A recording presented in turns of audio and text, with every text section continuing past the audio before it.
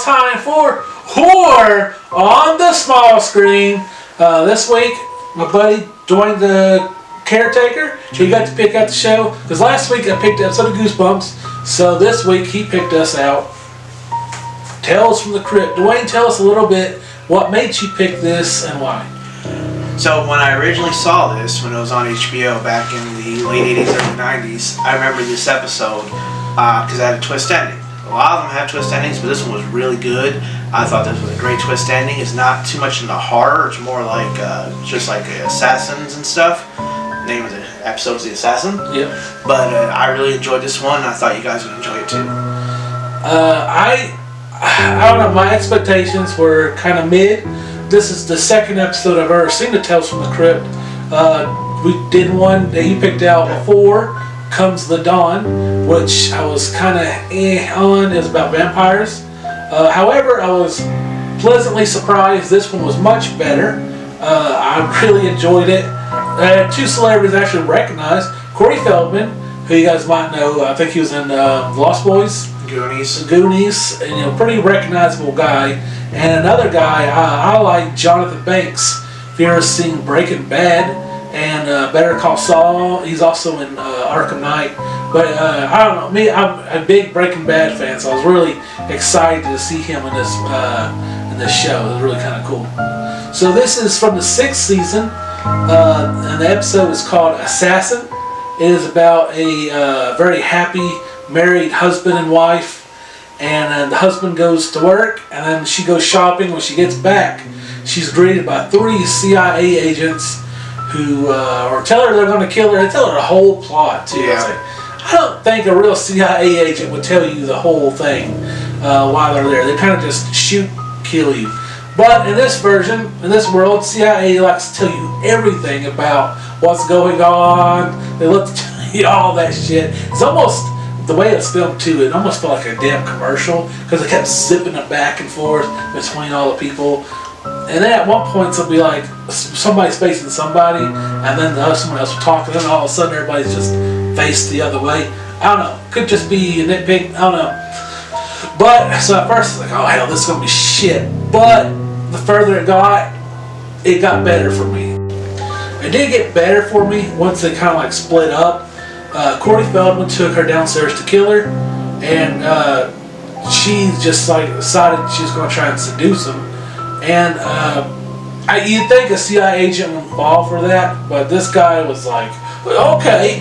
And she turns out she was a little more trouble than they thought she'd be, and she managed to trick him. She said, "Hey, go fuck me on this treadmill." And he goes up there, he's about to fuck her, and he puts his pants down. And then she like turned the treadmill on, which was really smart. And then he's like, he can't really run with the pants around his legs. He could have just jumped off backwards, but he didn't. And then like his tie gets caught on the treadmill thing, and it breaks his neck. I don't know how that would have worked, but It's Titan, maybe. I guess I didn't expect Corey Feldman to get killed so quickly because he was like a pretty big star, right? Yeah. That wasn't alive probably when this came out. So, I mean, you were alive through it. Wasn't he a big star back then? It was a big star in the 80s. Yeah. Not so much in the 90s? Maybe late 80s, early 90s. Alright, well, he got skilled really quick. And then she goes up, and she's trying to escape. And then the other woman, the bad woman from the CIA, comes down. I don't know why she just didn't shoot her in the back of the leg when she comes down the stairs, but she doesn't. And apparently, like her husband's in the CIA, she didn't know about, and they're trying to kill her husband, and they're going to kill her too. That's why they're all there. And then the women fight, get rid of the guns. And there's a scene. I actually rewinded this 3 times to make sure. But as they're fighting down the stairs, you can see like one of the production guys' legs right in the corner of the scene. I'm like, what the hell? Because I saw it. And I reminded Tasty's like, what the fuck are you doing, Sean? I'm like, no, I saw something. Something didn't add up to where. And I watched it again and I saw it. I was like, did you see it? And Tasty's like, what are you talking about? I wanted it the 3rd time. I was like, look, a fucking leg. And she goes, oh my god, there is a leg there. That didn't belong. Is some random dude like wearing shorts. I'll show you right here.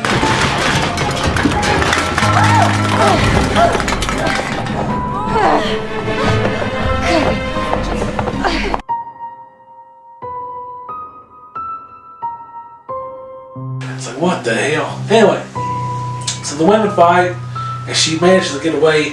She kills Jonathan Banks pretty easily. He's getting ready to cut up the body. He's like setting up the little Dexter little scene there so he can cut up the body. And she jams her fucking heel right in his eye, kills him pretty quickly. And then the women fight again, and she tells the wife, like, I used to fuck your husband. We used to go out and trying to play mind games with her. And this is where the big twist ending happens.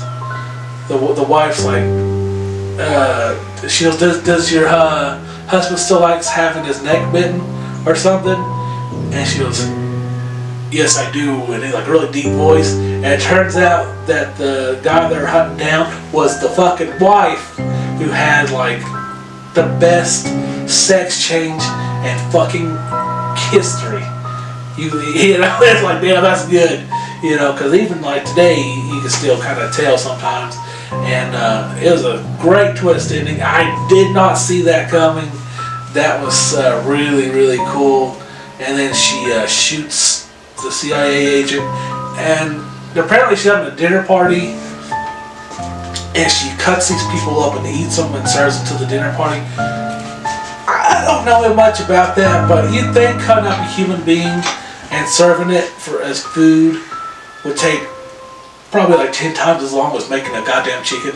Yeah. What do you think, Dwayne? Like she was, well, you guys ruined my dinner party. I guess I have to make do with what I got. I was like, buying a fucking rotisserie chicken from Walmart would take you 30 minutes. Yeah, she talks about, it's already 5 o'clock. I got a dinner party in 2 hours. I guess you guys are going to help me with my party. And the next thing you know, you see it looks like body parts and like top of a foot in a goddamn dish. It's like, I don't know. I feel like that might take a minute, maybe definitely longer than 2 hours. But it was a great twist ending that I absolutely loved. And then I did notice in the first scene where she's like with her husband and he's biting her neck, and then when she said biting the neck part, I was like, wait a minute, did she like her neck bit? And he found the twist ending. I thought that was really fucking cool. And I just did you see it coming?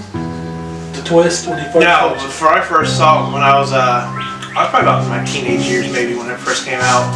When I first saw that one, I did not see the twist coming. Yeah, I was like, oh wow, that's pretty cool.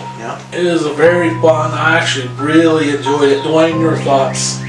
So one of the things about that episode too is the Crypt Keeper at the beginning, where they're getting ready to have the episode. He usually has a little monologue about the beginning.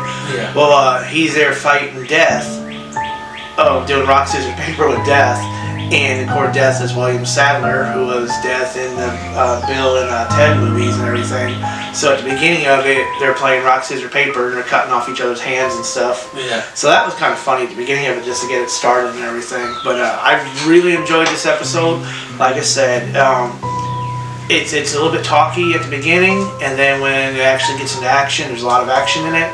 And the twist was just great for 20-some minutes episode. It was really good. Yeah, and I think the last one suffered. The Comes to the Dawn episode kind of suffered because it just didn't have enough time to really build up to a good story. And I was worried. I was like, is this one going to have enough time to really tell a good story? I feel like it wrapped up kind of nicely. I needed everything I needed to know. It didn't feel rushed. It was just, it's like a nice little compact story. Kind of neat. I do wish these episodes could be a bit longer, but I'm not going to take any points off of that. Dwayne, final thoughts and score? It's really good. I'll give it a 8 out of 10. Here are my pros and cons for Tales from the Crypt Assassin. Pros: a very fun, action-filled episode. Lots of cool celebrity cameos that made me pop. My cons: kind of weird camera angles at some points, felt like it was a commercial. Weird camera guy goof. Alright everybody, I'm giving Tales from the Crypt Assassin 8 Man Housewives out of 10.